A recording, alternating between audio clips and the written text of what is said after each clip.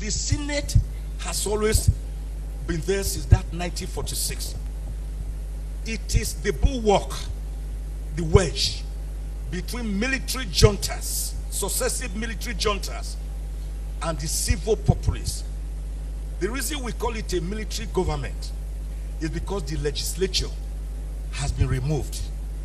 So Dr. Nwafo Orizu took over from Dr. Nnamdi Azikiwe, who had become the ceremonial president of Nigeria.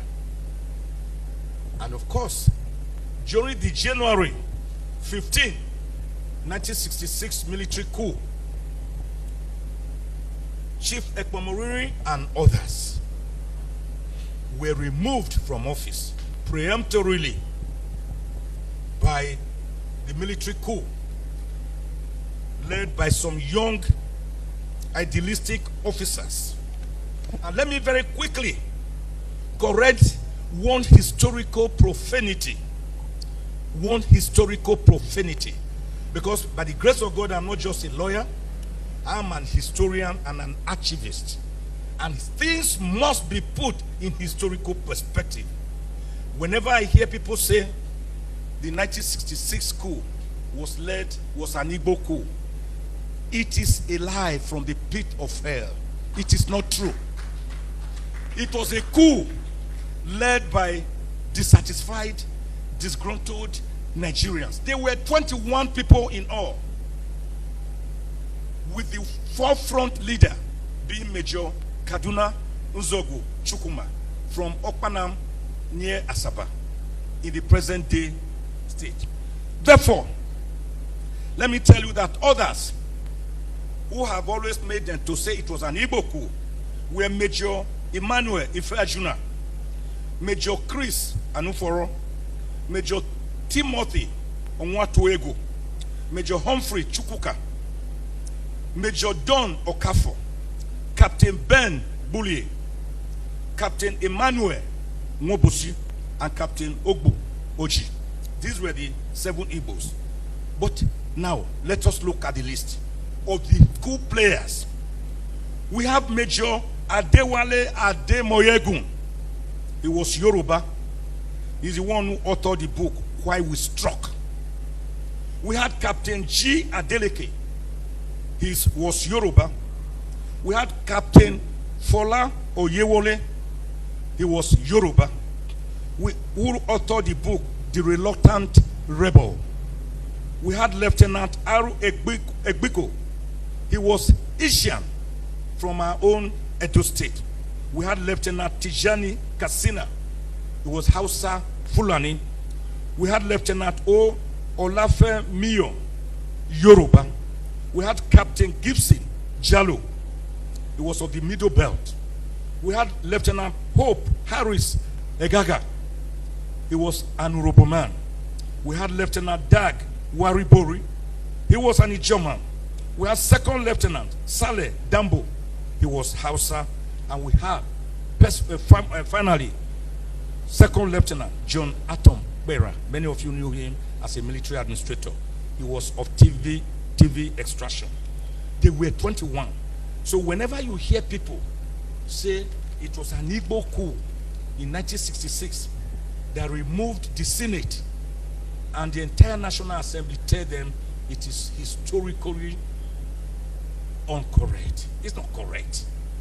Haven't put this one in its proper place. I have defined from my own dictionary, which I've termed Ozekhpedia. So you have Wikipedia, you have Encyclopedia. I have my own Ozekhpedia. I have brought out certain demos that we are practicing. Demo means people. Crazy means about them. We practice so many crazes except demo.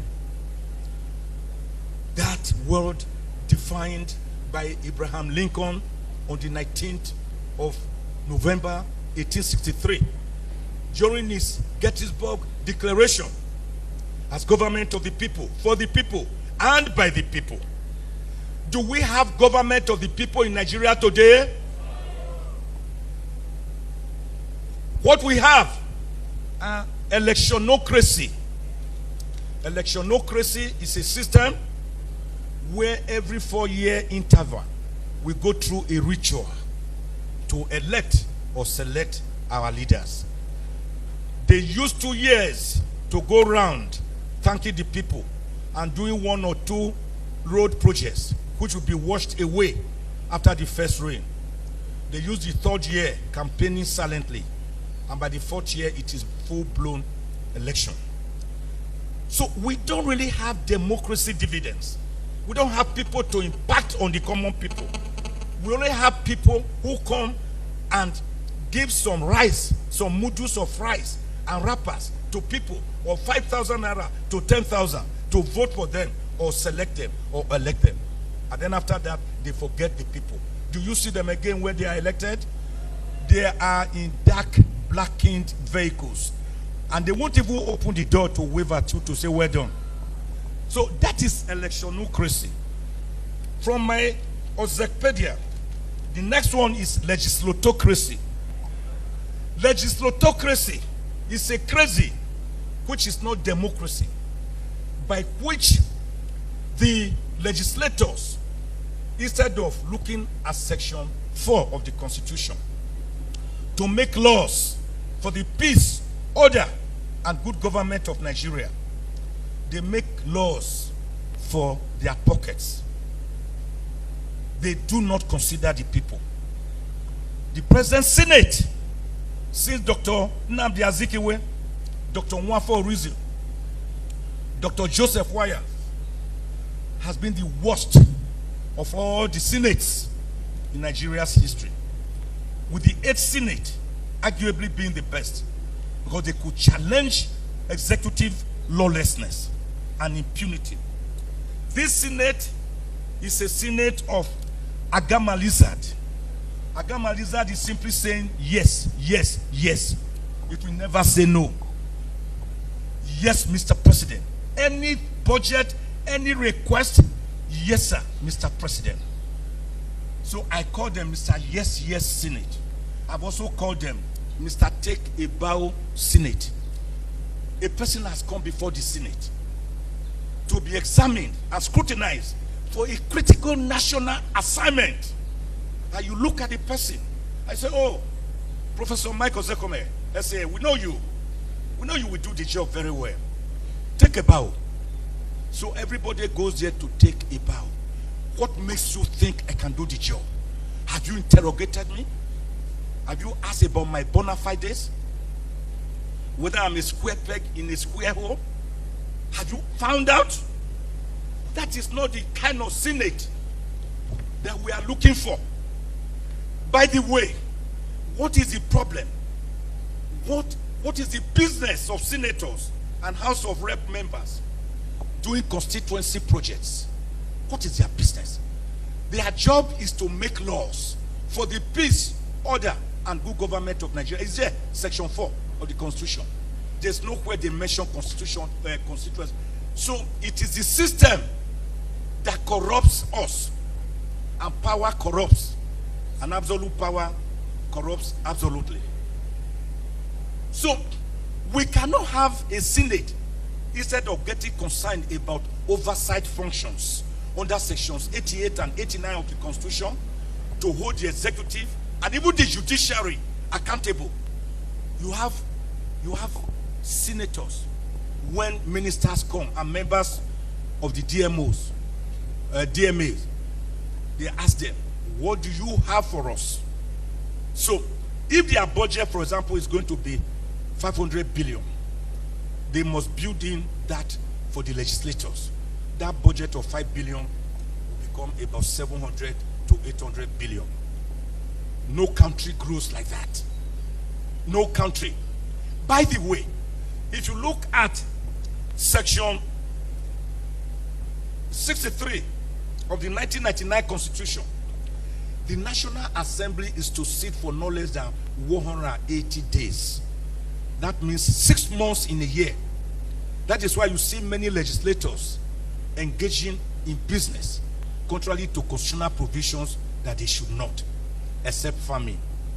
The reason is that they have much time in their hands. All you need to do is to schedule your time and make sure you have sat for 6 months in a year. Then in such a case, have recommended again and again, what do we need a full-blown National Assembly for? What do we need 109 senators for? What do we need 360 members of the House of Representatives for?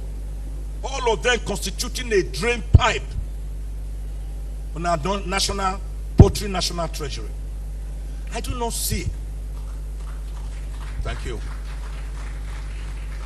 I do not see why it cannot be enough for 3 senators to represent a state, 1 for each senatorial district, to take care of the people something. If you want, scrap the Senate, let the House of Reps stay. Or you scrap the House of Reps and let the Senate stay. The alternative, there's an option. The option is let them sit on part-time basis and collect only honorarium, sitting allowance. If you have legislators taking sitting allowance, then you will find that it is those who are really ready to serve Nigeria. People like Senator Oyofo, for example, who was already a guru in the oil business. He left. He wanted to serve his people. He didn't go there to go and eat money, and no corruption case was ever filed against him. If you make it part-time, you will now see real patriots come out to serve Nigeria. You will no longer see everybody killing himself or herself to go to the center. By the way, we are not practicing federalism. We are practicing a unitary system of government where the entire 67 items on the exclusive legislative list are more in favor of the federal government against states and local governments. What is the business of federal government with marriage? Do you know that your marriage, your relationship between you and your wife is governed by an act of parliament, the Marriage Act? In other words, how you dissolve your marriage, how you marry, how you have children, it is the business of the federal government. A matter that should actually concern not even a state, but a local government. What is the business of the federal government? With being a monopolist of electricity, when I should be allowed to generate electricity in my house. Go to Abuad, Afe Babalola University, where I presented the 10th convocation lecture on the 20th of October last year. They generate their own electricity up to 5 megawatts. Wow, what is your business, federal government? With this, with railways, that you are the only one who can construct a railway. What happens to Edo State if the government decides to construct one from Ijukwe, my village, through Agenebode, up to Okbula? Why should you stop it? So these problems are endemic and systemic.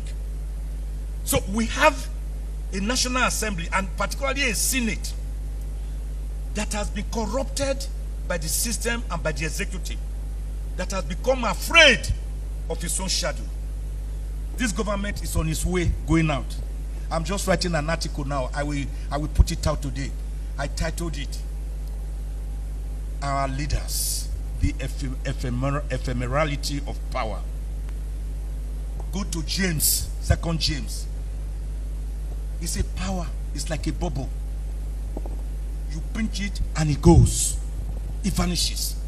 Ecclesiastics, nothing lasts forever. Even life itself. Shakespeare, life is but a walking shadow. A poor player that frets and struts his hour upon the stage and is heard no more. It was a tale told by an idiot, full of sound and fury, signifying nothing. Now, a government that is going, you have been there for 8 years. Listen to this. 2 weeks ago, the president went to the Senate, to the National Assembly, and said, I want to borrow $800 million. Who has calculator there? 800 million times 760. Can somebody do that? 800 million. 800. They put 60 times 760. That is what the Buhari administration told the Senate 2 weeks ago. They want. Oh, Senate said, Mr. Yes, Senate. Mr. Yes, sir. Senate said, oh, approved. To do what with that money? In the twilight of your going, they have just approved over 400 billion. They say payment of judgment debts. Who are the judgment creditors? Have you not seen the judgment creditors in the last 8 years? These are parting gifts for the boys. Nobody is deceived. If everybody is, I am not. Then the same president went to the Senate 3 weeks ago and said, we want to borrow. Yeah, thank you. Do you know how much that is? $800 million is 608 billion naira. 608 billion naira. With that amount, every state of the 36 states in Nigeria can have a first-class hospital fully equipped that will never allow any Nigerian to leave the shores for treatment abroad. Do you hear me? Are you hearing me? The same federal government 3 weeks ago went to the Senate and said, give us 22.7 trillion naira as ways and means loans.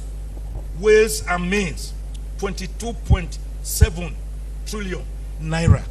I thought another government is supposed to come in on the 29th of May. Is today not 26? Abi? Is it not on Monday? So, having borrowed money for our generations yet unborn, having sold our yesterday, having mortgaged our today, why are you against selling our tomorrow? Why are you borrowing? What do you mean by ways and means? 22.7 trillion naira. Wait for it. It's not yet ended. It's not yet ended. On again, few weeks ago, the federal government again got approval from the National Assembly to borrow 819.54 billion naira. They call it domestic loan to fix infrastructure. Domestic loan to fix infrastructure. Which infrastructure? When are you going to fix it? I thought you are going in the next few days. But if we had a strong National Assembly, particularly